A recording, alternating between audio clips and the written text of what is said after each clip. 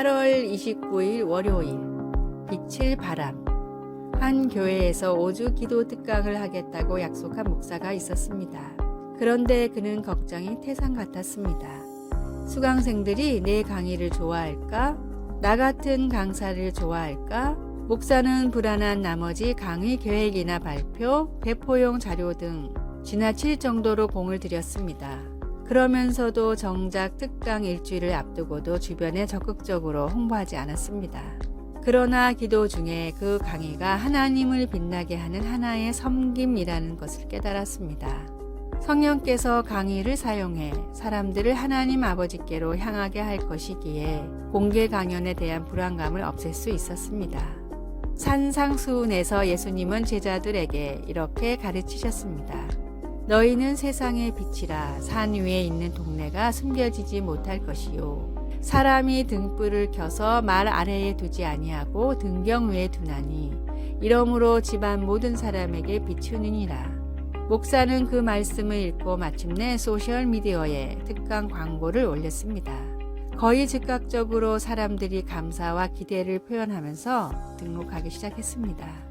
그들의 반응을 보면서 그는 이같이 너희 이 사람 앞에 비치게 하여 그들로 너희 착한 행실을 보고 하늘에 계신 너희 아버지께 영광을 돌리게 하라는 예수님의 가르침을 다시 묵상해 보았습니다. 그리고 그 가르침을 마음에 담아 기쁨으로 강의를 할 수 있었습니다. 말씀. 이같이 너희 빛이 사람 앞에 비치게 하여 그들로 너희 착한 행실을 보고 하늘에 계신 너희 아버지께 영광을 돌리게 하라. 마태복음 5장 16절.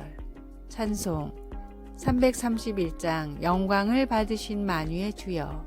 기도. 예수님, 하나님께서 제게 주신 빛을 비추도록 능력 주셔서 사람들이 주님을 보고 주님께 영광을 돌리게 하소서. 예수님의 이름으로 기도드립니다. 아멘.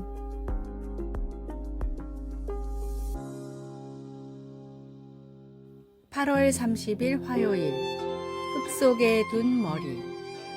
서아프리카의 부족 마찌족은 내 머리를 땅속에 심습니다 라는 독특한 표현으로 감사를 표현합니다.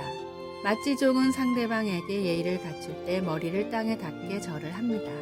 머리를 땅속에 심는다는 표현은 그보다 더 정중하고 겸손한 극간의 표현입니다. 감사를 그렇게까지 표현해야 하나 싶기도 하지만 사회학자들의 연구에 따르면 감사는 인간 사회가 존재하기 위해 반드시 필요한 요소라고 합니다.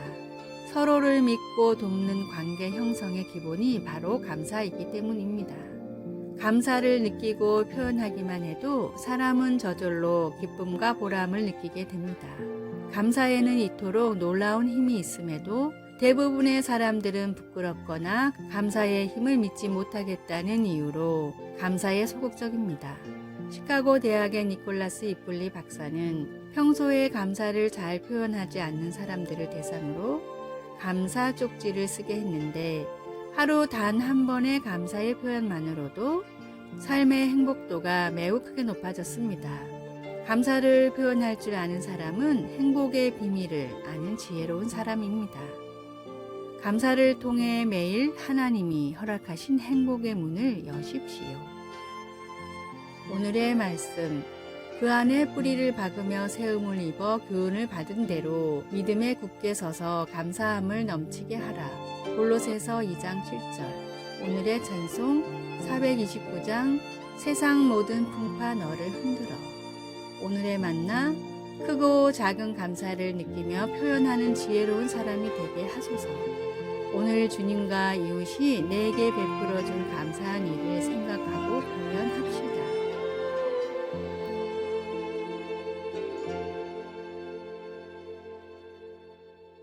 (8월 31일) 수요일. 예수님과의 이중주.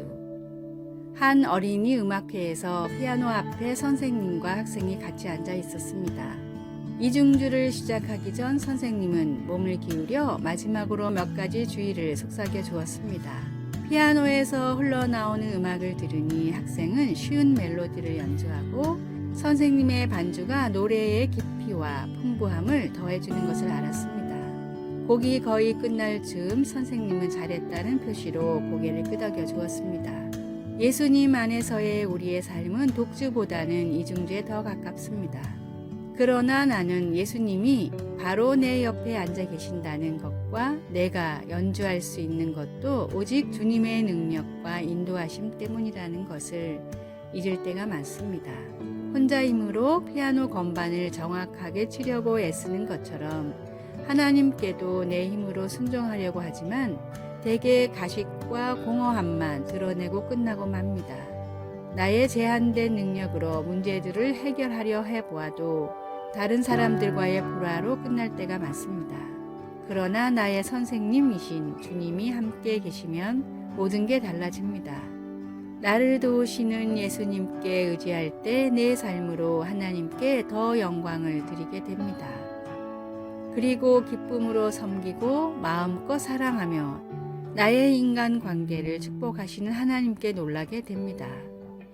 예수님이 첫 제자들에게 그가 내 안에 내가 그 안에 거하면 사람이 열매를 많이 맺나니 나를 떠나서는 너희가 아무것도 할 수 없음이라고 말씀하신 것처럼 말입니다. 말씀, 그가 내 안에 내가 그 안에 거하면 사람이 열매를 많이 맺나니 요한복음 15장 5절. 찬송 190장 성령이여 강림하사. 기도, 사랑하는 하나님, 매 순간마다 저와 함께 계심을 기억하게 하소서. 오늘도 주님의 인도하심과 가르침을 기쁘게 받습니다. 가까이 계신 주님 감사합니다. 예수님의 이름으로 기도드립니다. 아멘.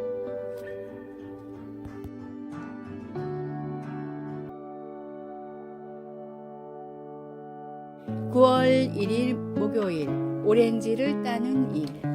미국 캘리포니아주 남동쪽의 리버사이드 카운티라는 작은 도시의 중심에는 시청과 큰 공원이 있는데 그 공원에는 도시에서 가장 존경하는 세 사람의 동상이 있습니다. 첫 번째 동상은 흑인들의 인권을 위해 평생을 바쳤던 마틴 루터 킹 목사님의 동상과 나에게는 꿈이 있습니다 라는 글귀가 적혀 있습니다.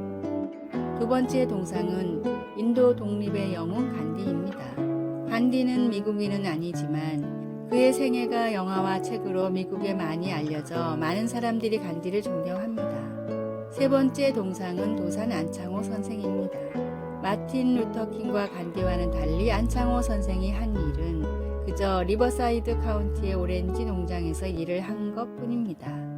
그는 오렌지 농장에서 오렌지를 딸 때 가위질을 함부로 하여 다른 오렌지에 상처를 입혀 썩지 않게 하도록 늘 강조하고 그것이 농장에서 계속 일하며 돈을 벌어 독립운동 자금을 댈 수 있기에 정성스럽게 일을 하는 것이 곧 애국의 길이라 하였습니다. 처음에는 도산을 이해하지 못했던 한인 교포들이었지만 꾸준히 일을 마다하지 않고 솔선수범하는 도산에게 차츰 마음의 문을 열기 시작했습니다. 안창호 선생이 오고 리버사이드 카운티의 모든 한국인들의 말과 행동이 바뀌었기에 그 지도력을 인정해 지역의 유지인 오렌지 농장의 주인이 적극 추천하여 안창호 선생의 동상을 세우게 되었던 것입니다. 안창호 선생이 희망으로 사람들을 세웠듯이 목수의 아들로 가장 낮은 곳에 임하셨던 예수님도 세상의 소망이 되셨습니다. 귀한 보혈로 나에게 심겨진 예수님의 희망으로 새롭게 변화하고 또 변화하십시오. 오늘의 말씀. 너희는 세상의 소금이니 소금이 만일 그 맛을 잃으면 무엇으로 짜게 하리요. 후에는 아무 쓸데없어 다만 밖에 버려져 사람에게 밟힐 뿐이니라. 마태복음 5장 13절. 오늘의 찬송 546장 주님 약속하신 말씀 위에서. 오늘의 만나 세파에 빠져 흘러가지 않고 말씀 위에 서는 믿음을 가지고 세상을 비추고 희망을 주는 참된 그리스도인이 됩시다.